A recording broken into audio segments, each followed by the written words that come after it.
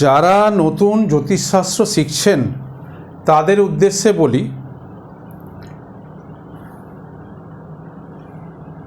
Prediction করার সময় রাশির বর্ষাবর্ষ জ্ঞান সম্বন্ধে পূর্ণ অভিজ্ঞতা থাকা দরকার আছে। তাহলে কি প্রেডিকশানটা অনেক ইজি হয়ে যায়, কারণ এর থেকেই অর্ধেক প্রেডিকশান তো এসে যায়। খালি গুছিয়ে লেখা বা গুছিয়ে বলা বা গুছিয়ে ধরে নেওয়া। যেমন দেখুন, এখন আমি যেটা পড়াচ্ছি সেটা হচ্ছে এই সিংহ রাশিকে দ্বিপদ রাশি এরা বশ মানাতে পারে না। সিংহ রাশি এদেরকে খেয়ে নেয়। এই যে ভেড়া পেলে সিংহ খেয়ে নেবে, মানুষকে পেলেও খেয়ে নেবে, ষাঁড়কে পেলেও খেয়ে নেবে, ঘোড়া পেলেও খেয়ে নেয়। কিন্তু এই কাঁকড়া বিছেকে পেলে খেতে পারে না, উহুল পুটিয়ে দেয়, উড়ি বাবা করে ছুটবে। একটা গল্পের মতো করে বলছি আর কি। যাই হোক, তো এখন কথা হচ্ছে যে যদি সিংহ রাশি এইটা যদি আমি জন্মকুণ্ডলিতে অ্যাপ্লাই করি, তাহলে এই তো এতক্ষণ ধরে কী বললাম এর আগের ভিডিওগুলোতে, যে সিংহ রাশিকে ডমিনেট করা যায় না, সে হুঙ্কার ছাড়ে। কিন্তু এখানে কি বলছি, শুধুমাত্র বৃশ্চিক রাশি, এই বৃশ্চিক রাশির আর সিংহ রাশি কাবু করতে পারে না। সিংহ রাশি থেকে খেতে পারে না, উল্পুটি দেবে বলে। একে অপরের মানে এটা যদি স্বামী স্ত্রী হয়, মনে করুন স্ত্রী স্বামী যদি হয়, তাহলে কিন্তু এদের মধ্যে কিন্তু সবসময় একটা মানে অমিল থাকে, বন্ডিংটা খুব একটা ভালো হবে না। অনেক সময় অনেক ঝগড়া অশান্তিও লেগে থাকে। যাই হোক, সেটাতে যাচ্ছি না।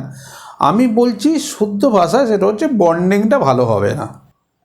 এবার আপনারা যেভাবে নেবেন, ওকে। এইবার দেখুন, এইখানে সিংহ রাশি আর এইখানে এটা ও যদি উল্টে দিই, আবার এটা যদি স্বামী হয়ে যায়, এটা যদি স্ত্রী হয়ে যায়, তাহলে কিন্তু ওর কথা মানবে না, মানে সিংহ কিছুতেই বশ্যতা স্বীকার, এটাই বলতে চাইছি, বশ্যতা স্বীকার করাতে পারবে না। বইতে কিন্তু সুন্দরভাবে একদম গুছিয়ে লেখা আছে, এটা দেখে নেবেন। যেটা বলছি এটাই লেখা আছে, হয়তো উদাহরণগুলো একটু কম বেশি হচ্ছে, সেটা আলাদা কথা। এটা ছেলে দিয়েও হয়, মেয়ে দিয়েও হয়, বাড়ির কোনো সদস্য দিয়ে হয়, বন্ধু বান্ধব দিয়ে হয়, কোনো পাড়া প্রতিবেশীর সঙ্গে হয়। অনেক পাড়া প্রতিবেশীর সঙ্গে আপনারা লক্ষ্য করে দেখবেন বেশ ভালো মিল হয় না, মিসম্যাচ হয়ে থাকে। এ বলে আমায় দেখ, ও বলে আমায় দেখ, ঠিক আছে। আবার দেখবেন এই সিংহ রাশি, মনে করুন মেষ রাশির প্রতিবেশী, ওকে পাত্তাই দেয় না। এগুলো কিন্তু খুব মজাদার জিনিস। আমরা পরিবেশে যেগুলো দেখি সেগুলো নিয়েই কিন্তু এটাকে অন্যভাবে নেবেন না যে এটা জ্যোতিষশাস্ত্র মনে একটা বিরাট ব্যাপারে, যে অন্যরকম কিছু একটা দূরের ভেতরে, এইসব না। শাস্ত্র ঠিকমতো যদি হজম করতে পারেন, খুব ভালো লাগবে। জিনিসটাকে জানতে হবে, ওপর ভাষা কিছু জেনে মন্তব্য করবেন না। হ্যাঁ, কিছু মানুষের জন্য যেন কিছু মন্তব্য না হয়, সে সব প্রফেশনই আছে, সেটা আমি যাচ্ছি না, ওইসব কন্ট্রোভার্সিতে যাচ্ছি না বাবা।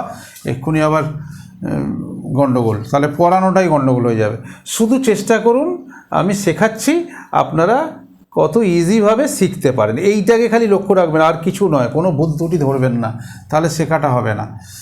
আর আমারও তখন মন ভেঙে যাবে, আমিও শেখাতে পারবো না, ভালো লাগবে না তখন আর। যাই হোক, এখন একটা বেশ এনার্জি দিয়ে সুন্দরভাবে চেষ্টা করছি, মানে চেষ্টা করছি বলতে বহু পাঠক পাঠিকা দীর্ঘদিন ধরে, বহু ছাত্রছাত্রী দীর্ঘদিন ধরে যারা আমার কাছে এসে পৌঁছাতে পারেন না, অথচ বই চলে গেছে, দূর দূরান্তে বই চলে গেছে, পৌঁছাতে পারছেন না। একটু এই ভিডিওটা ওই কারণেই, শুধুমাত্র ওই কারণে যে ভিডিওটা দেখলে তাদের অনেক অনেক উপকার হয়। বহুদিন ধরে বলছেন আপনারা, কথা এতদিন রাখতে পারিনি, সত্যি সময়ের খুব অভাব, বিশ্বাস করুন। হ্যাঁ, আর আমার এই রোডের ওপরে বাড়ি বলে আগেও বলেছি, বড্ড দিনের বেলা কোনো তো কাজ হয় না, রাত্রিবেলা একটু লেখালেখি করি, সেটাও একটুখানি চেপে করতে কি করা যাবে, 1-2 ঘন্টা দিতে হবে, উপায় নেই। ঠিক আছে, ওকে।